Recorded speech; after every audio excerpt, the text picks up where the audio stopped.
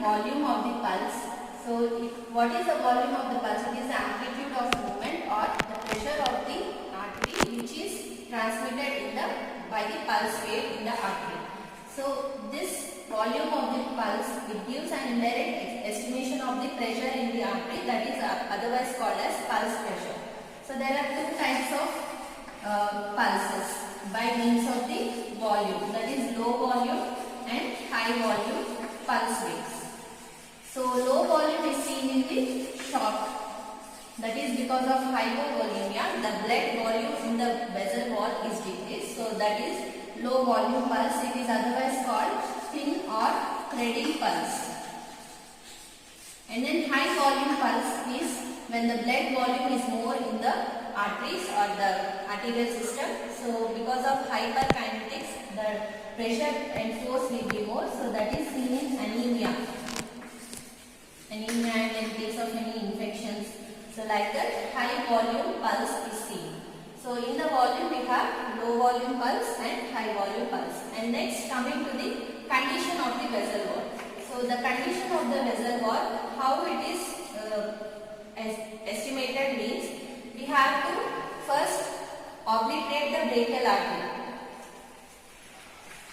So I'll show you. So close first, palpate for the brachial artery.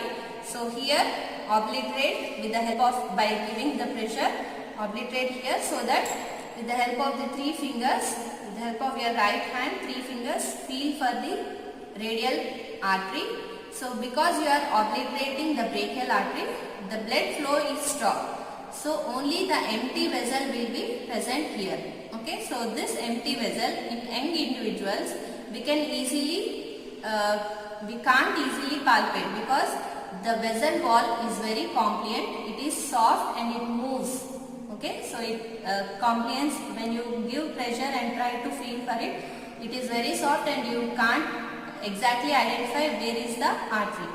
And what happens in old age, elderly people, because of the atherosclerosis, the vessel wall becomes very hard. So you can easily identify the radial artery like a thin cord-like structure. So that is the condition of vessel wall, the difference between the young individuals and the old age. So the procedure is we have to obliterate the brachial artery and first empty the vessel and then feel with the three fingers, and in young individuals you can't identify the radial artery. In old age individuals you can feel it as the volume is determined by the uplift to middle finger. So how much with how much force the blood is flowing through the radial artery, so that will cause the uplifting of the middle finger. So by that we can determine the volume of the pulse. And then radiofemoral delay. So what is this radiofemoral delay? So we have to at the same time we have to feel for the radial artery pulse and femoral artery pulse in the groin. So if there is no delay, it is normal. Both the pulses are felt at the same time. But in one condition, that is coarctation of aorta. Coarctation of aorta. This is a congenital condition.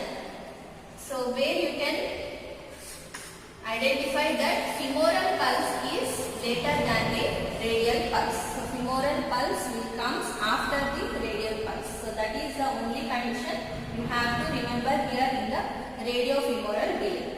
And then the equality of the pulses. So what is this? Normally on two sides there is no time lag. So when you are examining on the right side of the artery, that is right side radial artery pulse, you have to examine at the same time on the left side. So there is no difference between the two sides for the radial artery examination. This is how we test for the equality of pulse on both sides. So first one is rate. Count the rate of pulse not immediately after placing the finger on the artery, but when the nervousness of the patient subsides, and count the pulse completely for 1 minute. So ideal time is 3 minutes and the average of 3 may be taken. So the difference between heart rate and pulse rate is called pulse deficit. So pulse rate can never be more than heart rate. And the next one is rhythm, which is spacing order at which successive pulse waves are felt. When spacing between all the waves is constant, the pulse is said to be normal. And when it's not constant, it is said to be irregular. So irregular may have fixed pattern of irregularity, that is regularly irregular, and irregularity may not have any pattern, that is called irregularly irregular.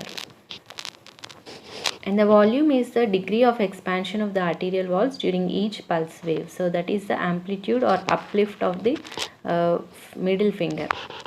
In physiological conditions, volume is normal and equal on both sides, and normal volume cannot be described but can only be appreciated by palpating the artery of normal individual. So it gives an indication of this stroke volume of left ventricle. The abnormalities may be seen in rate, rhythm and or amplitude of the pulse. Depending on these changes, various types of abnormal pulses are described. Character of the pulse is best appreciated by palpating the carotid artery in the neck because it is closest to the heart. So condition of the arterial wall. So when we roll the artery against the bone to assess the thickness of arterial wall, normally the arterial wall is not palpable or just palpable, but in old age it is well palpable because of thickness of atherosclerosis. The walls will be thickened and it may become tortuous. Lastly, coming to the character or form of the pulse. So what is this character or form of the pulse? It refers to the wave form of the pulse, whether the rise of the pulse wave is normal or it's deepening while it's after rising, after it comes down. What are the contours of the pulse wave? All those should be studied in the character or form of the pulse. So for this we have to use right carotid artery because it is the closest artery to the heart. So carotid artery is located in the neck area. So we have to palpate it, and then by palpation normally we can't determine all the contours or waveforms of the pulse wave. So we have to use a sphygmogram. Sphygmogram, and the recording is called sphygmograph. So in this sphygmogram we can record the different waves, pulse waves. That is, so this pulse wave has different waves, that is the steep upstroke is called P wave and the immediate downstroke is called T wave and the notch negative wave is called N, and then this after this notch this wave is called D, dichrotic wave. So these are the waves of the sphygmogram. P wave, T and N, the notch is called N, and then this lower wave is the D wave. So the P wave is also called percussion wave or an acrotic wave. It is the rapid upstroke of the arterial pulse which is recorded immediately after the ventricular systole. So after the ventricular systole, the blood enters into the aorta with a great pressure. So that's why there is a rapid upstroke, steep in the wave. So this is called P wave or percussion wave. And immediately after the upstroke, there is a descending wave. So this is called tidal wave. So this tidal wave is after the ventricular systole or after the blood enters into the aorta. And then after this there is again a downward steep. So this will enter into a notch like area. This is called dichrotic notch, which is because of the reverse blood flow after the closure of the aortic valve. And then after this there is again this downward descending steep waveform is seen. So this is called dichrotic wave. So this notch is somewhat negative and this is again descending positive wave. So this is also because of the elastic recoil of the. So for examining a pulse, it is also called mirror of the heart. So pulse examination, we can say that it is a mirror or it shows the picture of the heart. So by using sphygmograph, we can record a pulse in the form of a graph. So pulse can be recorded in a graph with computerized instrument called sphygmograph. It will show positive wave or anacrotic wave indicating ventricular systole, and downstroke is called catacrotic wave indicating ventricular diastole. So there is diacrotic notch between two waves. Diacrotic notch due to closure of aortic semilunar valves. So in a normal character of pulse, by recording with the sphygmograph, we have seen that the recording has percussion wave, T wave, and diacrotic notch, and D wave, diacrotic wave. So all those are normal character or the waves of a normal pulse. So what are the abnormal pulses? So the first and commonest one is the anacrotic pulse. So it is commonly found in aortic stenosis. It is having a low amplitude. So it is also called pulsus parvus with slow rising and late peak. So if you can see in the picture, it is a little bit different from the normal pulse. It is having slow rise and late peak. And the next one is diacrotic pulse. So diacrotic pulse is commonly seen in febrile states, especially in typhoid fever. So it is having two peaks. So normally in the normal pulse only one peak is seen, but here diacrotic pulse is having two peaks. And the collapsing pulse. So collapsing pulse is also called water hammer pulse or Corrigan pulse. So the first C picture you can see the collapsing pulse is it is having rapid upstroke and rapid downstroke because of the large volume pulse, and the upstroke is because of increased stroke volume, and downstroke is because of diastolic runoff into the left ventricle and decreased peripheral resistance. So the most common cause of collapsing pulse is aortic regurgitation. And the D picture you can see it is pulsus parvus. Again it is also called as anacrotic pulse, and E is pulsus magnus, where it is having the largest height of the pulse wave. And pulsus bisferens. So pulsus bisferens is single pulse wave with two peaks in a systole. So while the upstroke only it is having two peaks. So normal pulse is having after one peak, and then diacrotic wave we are having diacrotic notch. But here you can see why in the upstroke only we are having two peaks.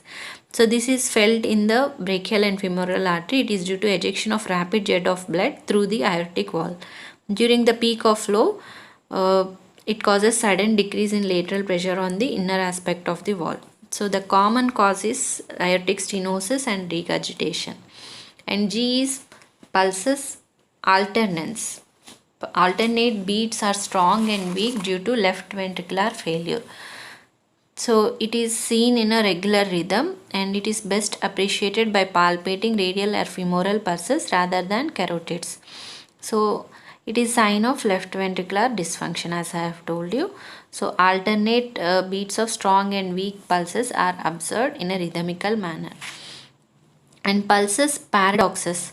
So it is an exaggerated reduction in strength of arterial pulse during normal inspiration, or an exaggerated inspiratory fall in systolic pressure of more than 10 mmHg.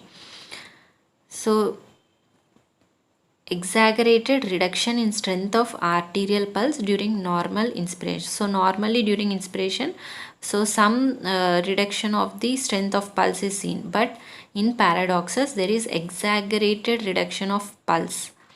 So this fall in systolic pressure of more than 10 mmHg occurs during quiet breathing. Okay, so there is during normally inspiration the BP decreases and pulse rate strength decreases. So that is exaggerated in pulsus paradoxus. You can see in inspiration and expiration how the pulse waves are, and this reduction in BP is very much decreased in pulsus paradoxus.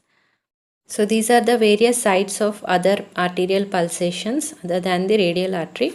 So this is the temporal artery examination, and the facial artery, carotid artery, and the brachial artery.